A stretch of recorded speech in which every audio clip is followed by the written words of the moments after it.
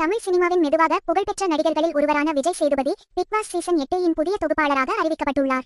தமிழ் சினிமாவில் தனது பல்துறை திறனாலும் தனித்துவமான நடிப்புகளாலும் பரவலாக பரிசீலிக்கப்பட்ட விஜய் சேதுபதி தற்போது பிக் பாஸ் போன்ற ஒரு பிரபலமான ரியாலிட்டி ஷோவின் முகவராக தேர்வு செய்யப்பட்டுள்ளார்.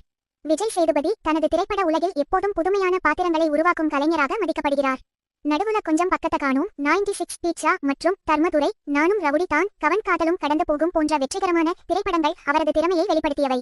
அவ்வப்போது தனி நடிப்புகளுக்கு மட்டுமல்லாமல் சமூக கட்டமைப்புகளில் மாற்றத்தை ஏற்படுத்தும் பாத்திரங்களில் நடிப்பது அவரது ஸ்டைல் ஆகும். Bigg Boss season 8 Vijay Sethupathi நிகழ்ச்சியின் தொகுப்பாளராக மாறுவதன் மூலம் புதிய அனுபவங்களை, சவால்களை மற்றும் மிரட்டல்களை நேரடியாக பரிசோதிக்கவிருக்கிறார்.